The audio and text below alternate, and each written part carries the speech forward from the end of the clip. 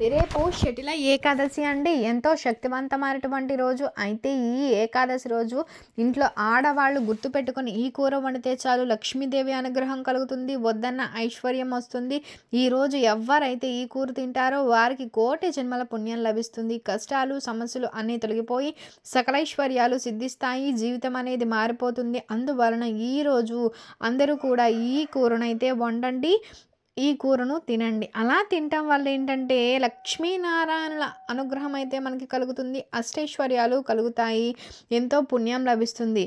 మరి ఈ ఏకాదశి రోజు తినవలసినటువంటి కూర ఏంటండి అనేది ఈ వీడియోలో మనం వివరంగా తెలుసుకుందామండి. మీరు వీడియోని చివరి వరకు స్కిప్ చేయకోకుండా చూడండి.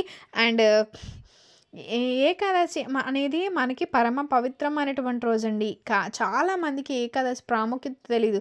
ఈ ఏకాదశి రోజు ఉపవాసం చేస్తే ఎన్నో ప్రయోజనాలు కలుగుతాయి. ఈరోజు శ్రీ మహావిష్ణువును తులసి మాలలతో లేక తులసి ఆకులతో పూజిస్తే పాపాలన్నీ పోతాయి, సకలైశ్వర్యాలు కలుగుతాయి. కలియుగంలో చాలామందికి ఏకాదశి ప్రాముఖ్యత అయితే తెలియట్లేదండి. ఏకాదశి రోజు రకరకాల తప్పులు చేస్తూ ఉంటారు. ఏకాదశి అంటే ఏకా ప్లస్ దశ అంటే 11 అని అర్థం.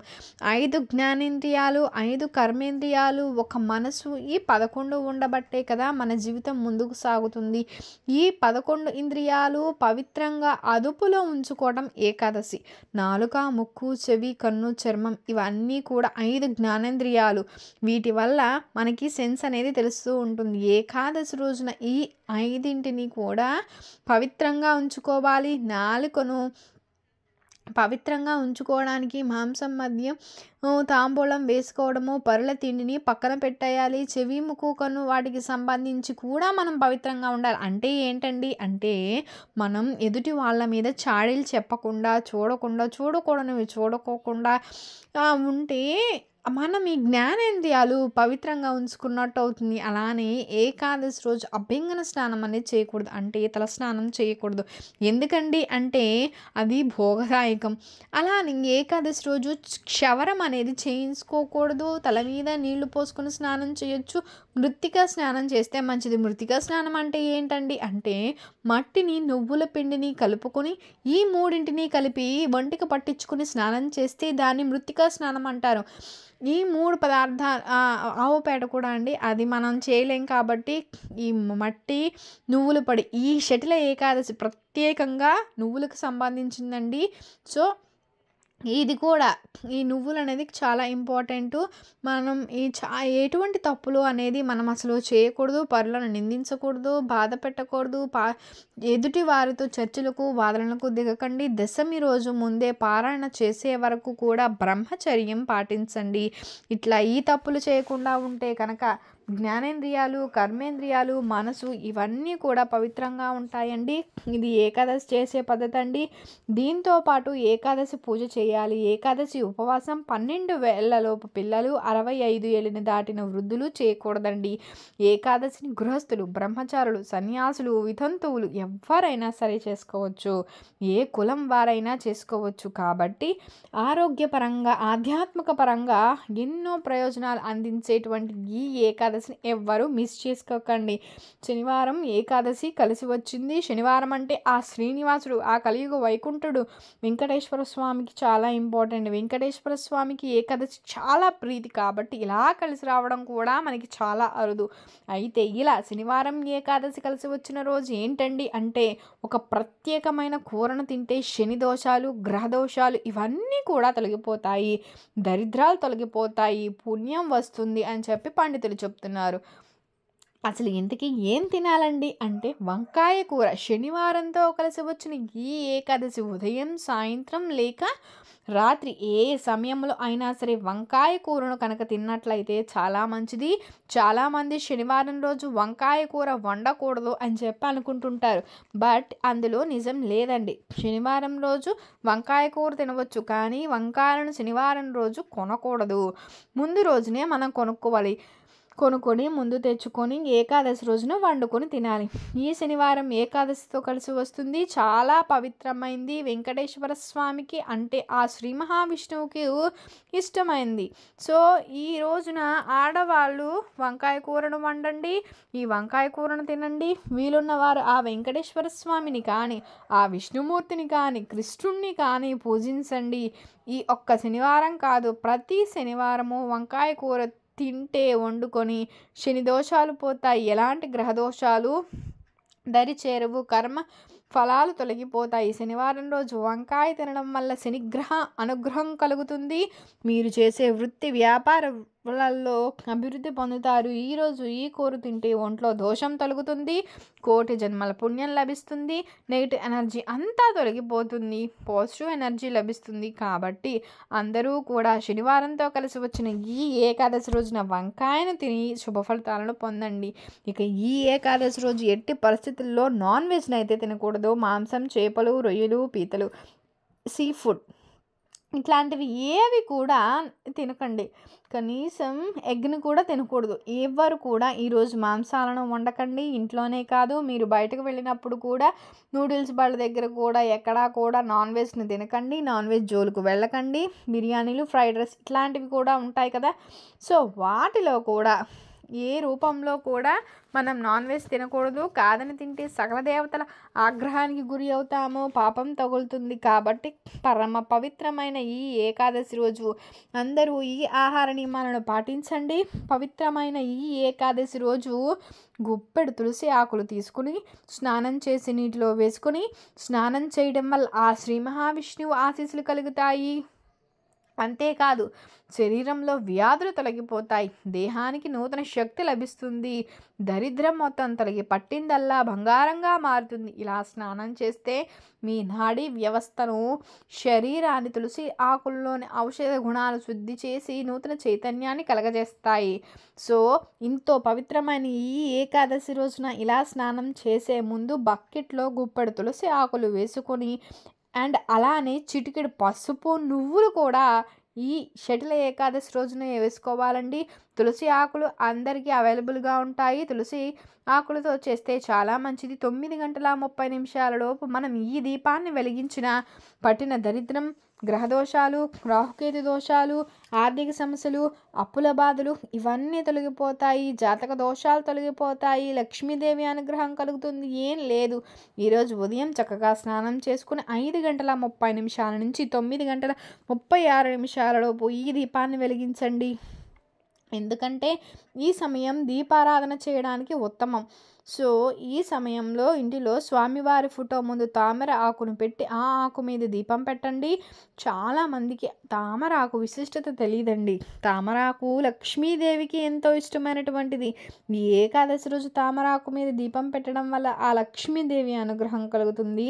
కోరిన కోరికలు నెరవేరుతాయి. కాబట్టి ఈ ఏకాదశి రోజున లక్ష్మీనారాయణుడు ఫోటో ముందుగా తామరాకును పెట్టండి. తామర ఆకును బయట అమ్ముతారు, లేకపోతే చెరువుల్లో, కొలనుల్లో తామర ఆకు అనేది లభిస్తుంది కదా, ఆ ఆకును తెచ్చైనా దీపం పెట్టుకోండి. ఇలా తామర ఆకును పెట్టి ఆ తర్వాత ఆ ఆకు మీద బొట్టు, కుంకుమ అవన్నీ పెట్టేసుకోండి. 3 చెట్ల గంధం కుంకుమలతో బొట్లు పెట్టుకోండి. ఆ తర్వాత ఆ ఆకు మీద ప్రమిద పెట్టి ఆవు నెయ్యి వేసి దీపం పెట్టండి. 3 ఒత్తులతో దీపం వెలిగించండి. ఆవు నెయ్యి లేకపోతే నువ్వుల నూనెతో కూడా దీపాన్ని వెలిగించవచ్చు. ఇట్లా ఈరోజు తామర ఆకు మీద దీపం పెడితే కోరిన కోరికలు నెరవేరుతాయి. ఆ లక్ష్మీదేవుని యొక్క అనుగ్రహం కలుగుతుంది. రాహుకేతు దోషాలు తొలగుతాయి. జాతకం అద్భుతంగా మారుతుంది. జాతకంలో ఉండే దోషాలు తొలగిపోతాయి. సకలైశ్వర్యాలు సిద్ధిస్తాయి. కాబట్టి ఎంతో పవిత్రమైన ఈ ఏకాదశి రోజున ఆకు మీద దీపం పెట్టి శుభ ఫలితాలను పొందండి. అలానే ఏకాదశి రోజున పొర్రపాటున కూడా బెల్లాన్ని, ఉసిరికాయను అస్సలు ఇవ్వకూడదండి. అలా ఇస్తే లేనిపోని కష్టాలన్నీ కలుగుతాయి, అప్పుల పాలవుతారు. కాబట్టి ఈరోజు ఈ 3 వస్తువులు వేరే వాళ్ళ చోటికి ఫ్రీగా ఇవ్వదు. ఈ వస్తువులు బయట షాప్ నుంచి కొని తెచ్చుకోండి. కానీ అప్పుగా కొని తెచ్చుకోకూడదు, అప్పుగా ఇవ్వకూడదు, తీసుకోకూడదు. కాబట్టి ఈ విషయాన్ని అందరూ గుర్తుపెట్టుకోండి. ఏకాదశి పూజ చేయాలి అనుకునే వాళ్ళు ఉదయం బ్రహ్మ ముహూర్త కాలంలో నిద్రలేగవండి. 3 గంటల నుంచి 4 గంటల మధ్యలో స్నానాది కార్యక్రమాలన్నీ పూర్తి చేసుకుని శుచిగా శుభ్రంగా స్నానం చేసి చక్కగా జడ వేసుకుని పువ్వులు పెట్టుకొని గాజులు వేసి మంగళకరమైన ద్రవ్యాలను కూడా ధరించి ఇంటిని శుభ్రం చేసుకుని తులసి కోట దగ్గర దీపం పెట్టుకొని ఆ తర్వాత పూజ మందిరంలో స్వామి యొక్క ఫోటో పెట్టుకొని, అంటే ఆ శ్రీ మహావిష్ణు అవతారాలలో ఏదో ఒకటి ఏర్పాటు చేసుకుని ఆ వెంకటేశ్వర స్వామి అష్టోత్తరాలను చదవండి. ఉత్తరముఖంగా కూర్చుని చదువుకోవాలి. పరమాన్నం నైవేద్యంగా పెట్టాలి. ఈ పనులన్నీ కూడా సూర్యోదయానికి పూర్వమే, అంటే 6 గంటల 10 నిమిషాల కంటే ముందే పూర్తి చేయాలి. 6 గంటల తర్వాత నుంచి విష్ణు సహస్రనామాన్ని పఠించండి. కుదరని వారు ఉపవాసం ఉండండి. ఈ ఉపవాసం ఎలా చేయాలి? పలహారం, పళ్ళు తినచ్చు, వండిన పదార్థాలు తినకూడదు. మిత భాషణంతో విష్ణు స్మరణ చేయాలి. ఏకాదశి రోజు అందరూ కట్టిక ఉపవాసం చేయాలి అని చెప్పి ఏ శాస్త్రం చెప్పలేదు. పళ్ళు, పలహారాలు, పళ్ళు ఇత్యాది పదార్థాలు తినవచ్చు. అటుకుల్లో పాలు వేసుకుని తినవచ్చు, లేక ఏకభుక్తంతో అంటే ఒక్క పూట భోజనం చేసి కూడా ఉండవచ్చు. ఇలా ఏకాదశి రోజు ఉపవాసం ఉండి ద్వాదశి రోజు ఉదయాన్నే సూర్యోదయం కంటే ముందు నిద్రలేచి దేవతారాధన చేసుకుని నైవేద్యం సమర్పించి సూర్యోదయం తర్వాత భోజనం చేయండి. ఇది ఏకాదశి వ్రతం. ఏకాదశి రోజు ముఖ్యంగా చేయాల్సిన విషయం ఏంటండి? నిద్రలేచిన తర్వాత గుమ్మం బయటకు వెళ్ళి చక్కగా ముగ్గు పెట్టి దీపారాధన పెట్టి ప్రధాన ద్వారానికి మామిడి ఆకులు కట్టినట్లయితే భగవంతుడు ఇంటి లోపలికి వస్తాడు. ఆయన వచ్చాక పూజ చేస్తే ప్రసన్నుడవుతాడు. సూర్యోదయానికి పూర్వమే ఉత్తర దిక్కుకు తిరిగి దండం పెట్టిన వారందరినీ కూడా ఆ విష్ణుమూర్తి స్వర్గలోకానికి చెయ్యి పట్టుకు మరీ తీసుకువెళతాడండి. ఇల్లే వైకుంఠం, ఇంట్లోనే భగవంతుడు ఉన్నాడు అన్న భావనతో పూజ చెయ్యండి. ఖచ్చితంగా ఆ శ్రీ మహావిష్ణువు అనుగ్రహం లభిస్తుంది. మనసుకు ఆనందం కలుగుతుంది. అనుకున్న పనులు ముందుకు వెళతాయి. ఎంతో ప్రశాంతత కలుగుతుంది. నెగిటివ్ ఎనర్జీ తొలగిపోతుంది. పాజిటివ్ ఎనర్జీ కలుగుతుంది. పురాణాలలో షటిల ఏకాదశి గొప్పతనం గురించి ఒక కథ ఉందండి. ఈ కథ విన్నటువంటి వారికి కోటి జన్మల పుణ్యం లభిస్తుంది. ఒక్కసారి ఆ శ్రీకృష్ణుణ్ణి నారదుడు ఇలా అంటాడండి, శ్రీకృష్ణ, షటిల ఏకాదశి యొక్క గొప్పతనం తెలియజేస్తావా? ఈ వ్రతాన్ని ఎవరైనా చేశారా? ఈ ఏకాదశి వ్రతం ఎలాంటి ఫలితాన్ని ఇస్తుంది అనేటువంటి విషయాన్ని అడుగుతారు. దానికి శ్రీకృష్ణుల వారు నారదుల వారితో ఇలా చెబుతారు, నారద, షటిల ఏకాదశి చాలా పవిత్రమైంది. ఏడాదిలో వచ్చే 24 వాటిల్లో ఏకాదశిలో ఉపవాసం లేకపోయినా ఈ ఒక్క ఏకాదశికి ఉంటే అంతటి ఫలితం ఉంటుంది. ఈ ఏకాదశి గొప్పతనం తెలియజేసే ఒక కథ చెబుతాను, జాగ్రత్తగా విను అని చెప్పడం జరుగుతుంది.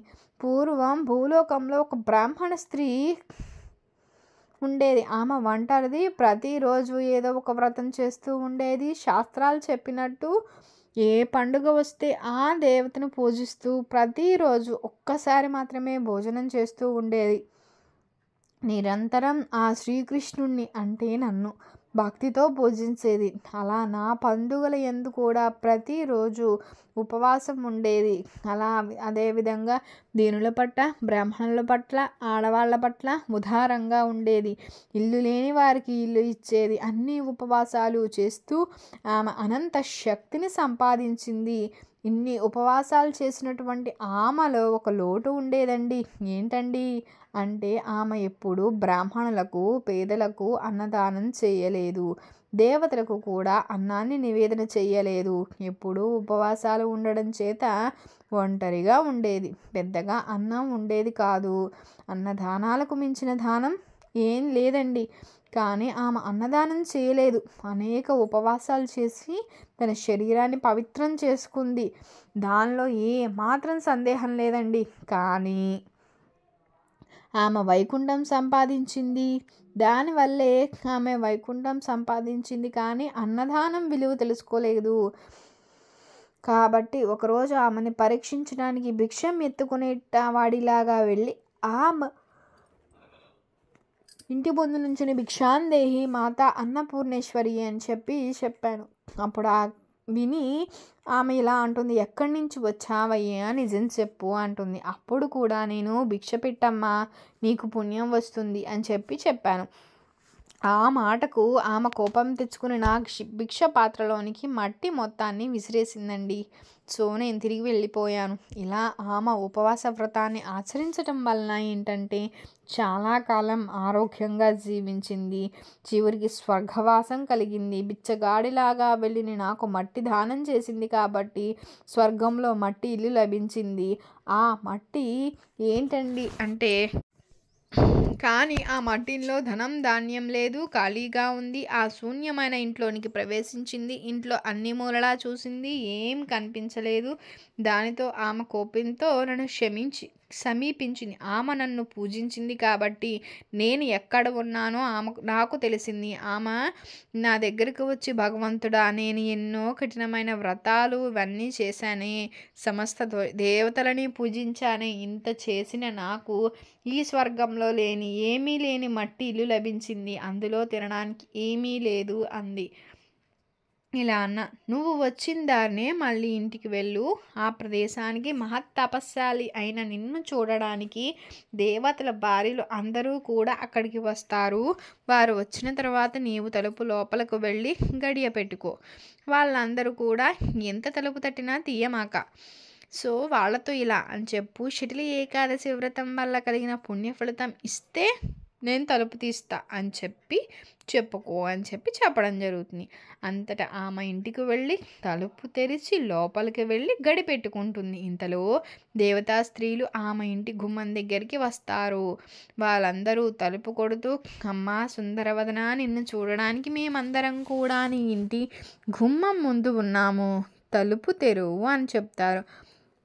అప్పుడు ఆమె, "దేవతలారా, మీరు విశేషంగా చూడడానికి వస్తే శటిల ఏకాదశి వ్రతం ప్రసాదిస్తే తప్ప తలుపు తీయను" అని చెప్తుందన్నమాట. సో ఆ వ్రత ఫలం కాదు, ఆ వ్రతం ఎలా చేయాలో చెప్తాము అని చెప్తుంది. సో తను తలుపు తెరుస్తుందన్నమాట. అందరూ ఆమెను చూస్తారు. ఇచ్చిన మాట ప్రకారం వ్రతాన్ని ఉపదేశిస్తారు. ఆమె చెప్పిన విధంగా భక్తి శ్రద్ధలతో ఆ వ్రతాన్ని ఆచరించింది. అలా ఆమె క్షణకాలంలో దివ్య సౌందర్య రాశిగా మారుతుంది. ఆమె ఇంటి నిండా ధనధాన్యాలు సమృద్ధిగా లభిస్తాయి. ఎక్కడ చూసినా వస్త్రాలు, ఆభరణాలు, వెండి, బంగారం ఇలాంటివి కనిపించాయి.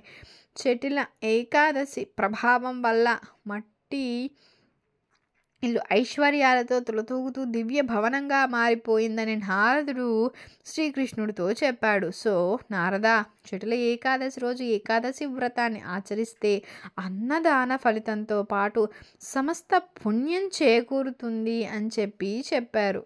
సో కొన్ని నువ్వులు తింటే మనం ఈ శటిల ఏకాదశి రోజు దోషాలు తొలగుతాయి. నువ్వులు తినడం వల్ల శరీరానికి నూతన ఉత్తేజన లభిస్తుంది. శటిల ఏకాదశికి నువ్వులకు సంబంధం ఉందండి. ఈ పవిత్రమైనటువంటి రోజు నువ్వులను అనేక రకాలుగా యూజ్ చేస్తారు. షట్ అంటే 6, తిల అంటే నువ్వులు. నువ్వులతో 6 కార్యక్రమాలు చేయడం ఈరోజు ప్రాముఖ్యత. ఆ 6 విధానాలు ఏంటండి అంటే తిలా స్నానం. నువ్వుల నూనె వంటికి రాసుకొని నువ్వుల నూనెతో స్నానం చేయాలి. నువ్వుల నెత్తి మీద నుంచి జాలువారేలా స్నానం చేయాలి. రెండవది తిల లేపనం. స్నానానంతరం నువ్వులను ముద్ద చేసి ఆ పదార్థాలను శరీరానికి పట్టించడం. ఇక మూడవది తిలహోమం. తిలహోమం అనేది నిర్వర్తించాలండి ఇంట్లో. తిలోదకాలు, పితృదేవతలకు తిలోదకాలు సమర్పించాలి. అంటే నువ్వులు నీళ్లు వదలడం అన్నమాట. నువ్వులు బటన వేలికు రాసుకొని ఒక పద్ధతి ప్రకారం నీళ్లతో వదలడం. 5వది తిలదానం. నువ్వులు కానీ నువ్వుల నూనెను కానీ బ్రాహ్మణులకు దానం ఇవ్వాలి. ఇక 6 తిలాన్న భోజనం. నువ్వులు కలిపి వండిన భోజనం భోజించటం. బియ్యం ఉడికే సమయంలో నువ్వులు వేస్తే అది తిలాన్నం అవుతుంది. శటిల ఏకాదశి రోజున నువ్వులతో నిర్వర్తించేటువంటి ఈ 6 పనులు పూజ చేస్తే ఆ శ్రీ మహావిష్ణువుతో పాటు పితృదేవతలు కూడా సంతోషించి శుభప్రదంగా ఆశీర్వదిస్తారు. ఇదండి. మీకు కనుక వీడియో నచ్చినట్లయితే లైక్ చేయండి, షేర్ చేయండి, సబ్స్క్రైబ్ చేయడం మర్చిపోకండి. మీరు కనుక కొత్తగా వాచ్ చేస్తున్నట్లయితే thank you for watching. Thank you so much.